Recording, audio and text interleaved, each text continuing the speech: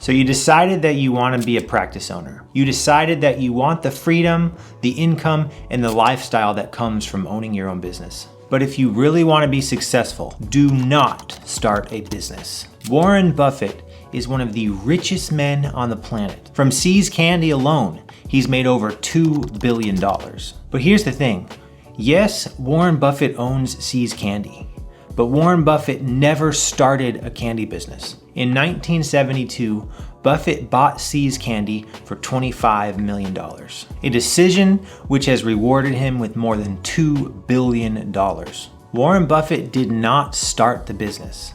He bought success. When you start a business, you're not going to be making money at first, and you don't actually know if you're ever going to be making money. When you buy a business, you can know exactly how much money you're going to be making from day one. If you as a dentist try to start a practice from scratch, you're going to start out with no patients on the schedules. But if you buy the right practice, you're going to have more patients than you know what to do with. When I bought my first practice, I had more patients than I could handle on day one. I had so much demand that after my first day in clinic, I went and immediately dropped some of the lowest paying insurance plans. Why would you start a business from scratch when you can buy one that's already thriving? With a practice acquisition, cash flow starts from day one. You walk into your new office, patients are scheduled, your team knows their roles, and the money is already flowing in. When you start a practice, it can take months, sometimes even years before you have enough cash flow to pay yourself a decent income. And if you can find a practice where the selling dentist had been slowing down in his final years,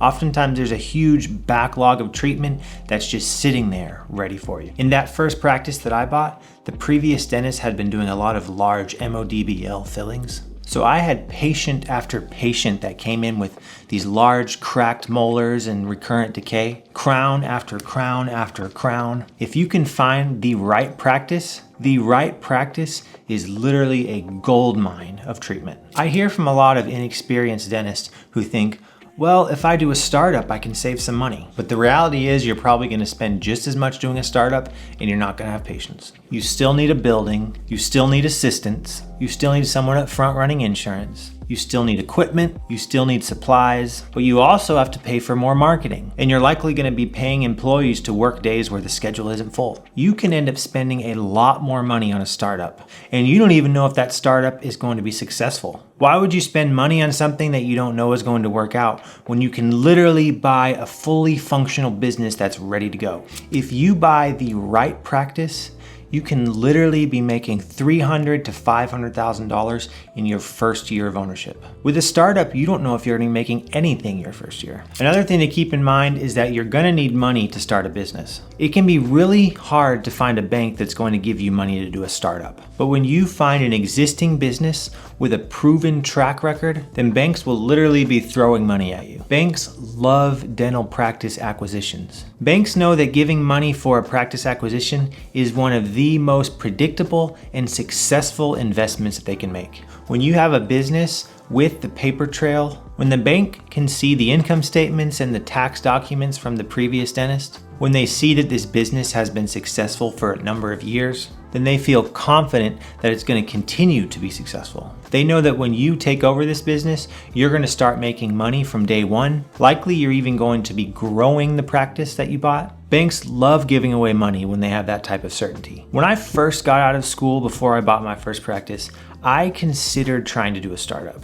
I went and I looked around at some various buildings. I had a realtor go out and look with me at some various locations. I spoke with some equipment and supply reps and tried to figure out what it would cost. But then I started looking around for a bank to get a loan. I talked to like 5, 6, 7 different banks, and no one wanted to give a loan for a startup. But when I changed my strategy from startup to acquisition, those exact same banks would not leave me alone. They were calling me, they were emailing me every single day asking, hey, are you ready to get started? We're willing to give you a loan if you want to buy that practice. And not only is it easier to find a bank willing to give you money for an acquisition, you're probably also going to be getting better terms on your loan for an acquisition than you would for a startup. When you have multiple banks that are offering you a loan, you can try to negotiate better rates and better deals with each bank. Another aspect that cannot be overstated, if you buy the right dental practice, the practice is likely going to have patients that have been going there for 10, 15, maybe 20 years. These patients are generally extremely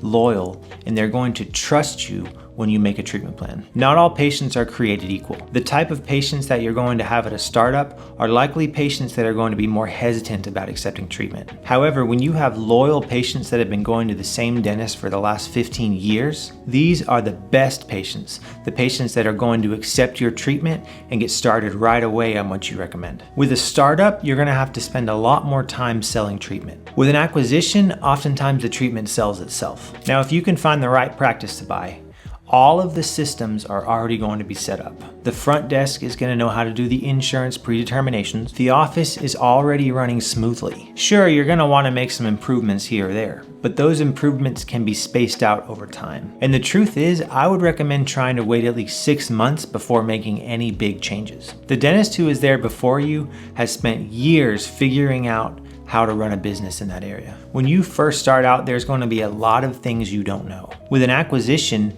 that's fine because the systems are already in place. But with a startup, there are so many more things that you can mess up. The peace of mind that comes from buying an existing functional practice is nothing like the stress that comes from starting a new business. Don't make things harder on yourself than you need to. You have the incredible opportunity to literally step into a functional business and be the boss. Overnight, you can go from being a nobody to being the owner of a successful business, making more money than most Americans could even dream of making. Smart people don't take unnecessary risks. Warren Buffett didn't reinvent the candy industry.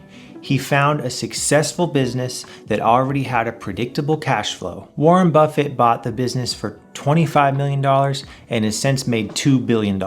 Spending $500,000, $600,000, $700,000 on a practice might seem like a lot at first, but when you compare the amount of money that you'll be making as a practice owner to what you would have been making as an employee associate dentist, then the cost of buying a practice is literally nothing. You don't even have to spend your own money because the banks are willing to finance it 100%, sometimes 110, 115% with no down payment. Maybe you have to spend $50,000 to $60,000 a year to pay back the loans. The awesome thing is when you're paying off the loan for your practice, you're actually building equity in that business. Paying off a practice loan is not an expense.